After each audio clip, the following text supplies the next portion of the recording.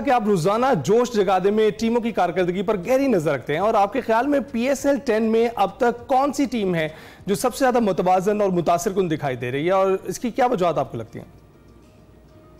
अली, अगर मैं इस वक्त टीम्स को देखूं इस PSL 10 में, तो इस्लामाबाद यूनाइटेड एक ऐसी टीम लग रही है कि जो कि उनकी बैटिंग की बात करूं, उनकी बॉलिंग की बात करूं, उनकी फील्डिंग की बात करूं, उनकी कैप्टनसी की बात करूं, तो वो पूरी लोडेड नज़र आ रही है। उसके बाद कराची किंग्स की बात करूं, क्वेटा ग्लेडिएटर्स की बात करें, और एक आधी टीम और है जो कि अब भी नीचे से आ रही है ऊपर। तो मेरे ख्याल से ये तीन एक टीमें हैं जो कि बहुत ज़्यादा स्ट्रॉन्ग लग रही है और इन्होंने अपने कॉम्बिनेशन भी अच्छा रखा हुआ है। बिल्कुल ठीक है। अच्छा, और जो इनफरादी कारकर्दगी की अगर हम बात करें तो फिर आपको क्या लगता है इस सीज़न में किन बैटर्स और बॉलर्स ने सबसे ज़्यादा मुतासिर किया, और आप क्या समझते हैं कि इनमें से कोई प्लेयर मुस्तकबिल में कौमी टीम का मुस्तकिल हिस्सा बन सकता है? बिल्कुल हो सकते हैं। जैसे साहबजादा फरहान की बात करें कि उन्होंने 2 से 3 इनिंग्स बहुत ज़बरदस्त खेली हैं। उसके बाद कुछ यंगस्टर ऐसे हैं जिन्होंने बहुत ज़्यादा इम्प्रेस किया है। यासिर खान है वहाँ पे, अगर मैं बात करूँ तो वो बहुत अच्छे लगे। मोहम्मद नईम ने फॉर समहाउ कोटा लाहौर कलंदर्स के लिए बड़ी अच्छी परफॉर्म दी है। उसके बाद कुछ फास्ट बॉल, अली रज़ा की मैं बात करूँ, फवाद अली की बात करूँ, ये ऐसे बॉलर्स हैं जो कि बहुत ज़्यादा अच्छे लग रहे हैं। उबैद शाह की बात करूँ तो वो बहुत अच्छे लग रहे हैं। ये 2-3-4 ऐसे प्लेयर्स हैं जो कि बहुत अच्छे लग रहे हैं। लेकिन ये कि देखिए, ये जो PSL जैसी लीग्स होती हैं उसमें आपने इन प्लेयर्स को आइडेंटिफाई करना है और उसके बाद उनको फ़ौरन ही नेशनल टीम में नहीं रखना। उनको कहीं जो आपकी B और C टीम्स होती हैं उनमें आप उनको रखें, उनको और ग्रूम करें, और फिर जब वो नेशनल टीम में आए तो वो फिर वापस जल्दी ना जाएं, बल्कि वो आएँ और परफॉर्म करें और लंबे अरसे के लिए आपकी टीम का हिस्सा बने। राइट। तो यूनुस भाई, ये बताइएगा कि PSL में हर साल हमें कुछ नए चेहरे देखने को मिलते हैं, और इस बार किन नौजवान टैलेंट ने आपकी तवज्जो हासिल की है जिन्हें आप पाकिस्तान क्रिकेट का अगला बड़ा सितारा बनते हुए देख रहे हैं? अली, देखिए, मैंने जैसे आपको पहले कहा कि यासिर खान एक ऐसे बैटर लगे हैं और कि वो इस आगे नेशनल टीम में जा सकते हैं।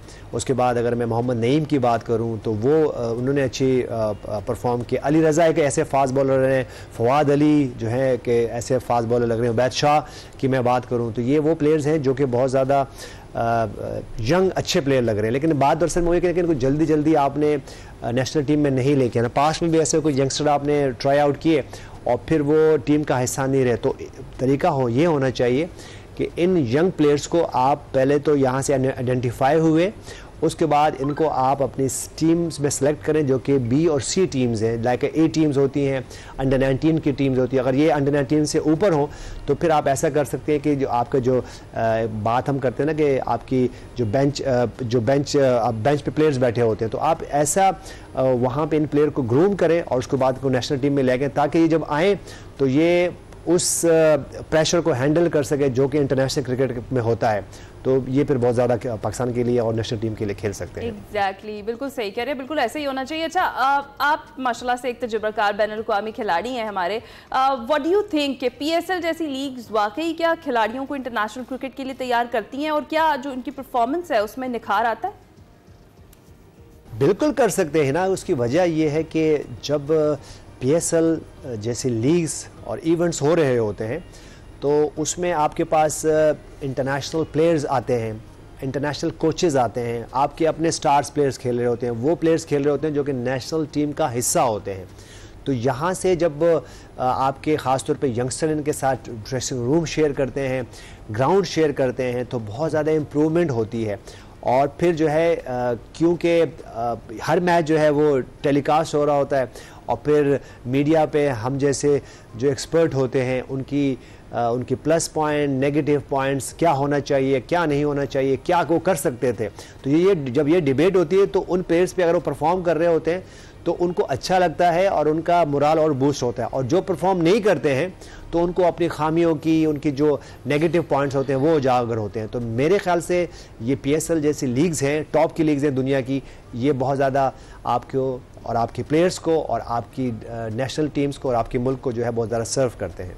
राइट। तो खान साहब, ये बताइएगा कि मौजूदा T20 फॉर्मेट है और ख़ासतौर पर लीग्स की अगर हम बात करें तो लगता है ये बैटर्स की गेम बनती चली जा रही है। क्या आप समझते हैं कि इस फॉर्मेट में बॉलर्स के लिए मौके कम हो गए हैं, और क्या ये क्रिकेट की असल रूह के मुनाफी नहीं? नहीं, मेरे ख्याल से मैं ये नहीं कहूँगा ये कोई चैलेंज बन रहा है। इसकी वजह ये है कि देखें एक तो अपॉर्चुनिटी आपके लिए बहुत ज़्यादा खुल रही है। फिर आप जब यंगस्टर आते हैं, इवन जब आपके सीनियर प्लेयर्स आते हैं वो आउट ऑफ फॉर्म होते हैं, तो ऐसे लीग्स में आपके पास लग्जरी होती है कि आप आएँ, अपनी स्किल्स की एग्जीक्यूशन बहुत अच्छी करें, आपके पास पावर हिटिंग आती है, आपके पास बहुत सारे ऐसे मौके आते हैं कि आप अपने आप को, अपनी स्किल्स को एक्सप्रेस कर सकते हो। तो मेरे ख्याल से ये नहीं कहेंगे कि इसकी वजह से 50 ओवर की क्रिकेट या टेस्ट क्रिकेट को कोई नुकसान दे, बल्कि ये और ज़्यादा अपॉर्चुनिटी है। हाँ, आपने इसको डिसाइड करना है कि इन प्लेयर्स को आपने इनकरेज करना है कि बेसिक्स को ना छोड़ें।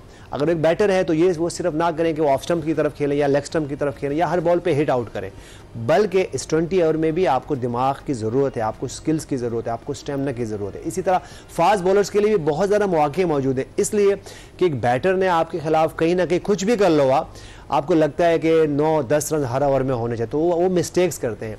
तो जो अच्छे बॉलर्स होते हैं, दुनिया में ऐसे ऐसे बॉलर्स मौजूद हैं जिनके में अगर मैं नाम लूँ तो एक लिस्ट है जो कि परफॉर्म कर चुके हैं इसमें। तो मेरे ख्याल से हम ये नहीं कहेंगे, हाँ थोड़ा सा हमें अंडरस्टैंडिंग करनी चाहिए कि कौन से प्लेयर्स में होने चाहिए और प्लेयर्स को इनकरेज करना है कि वो बेसिक्स ना छोड़ें अपनी।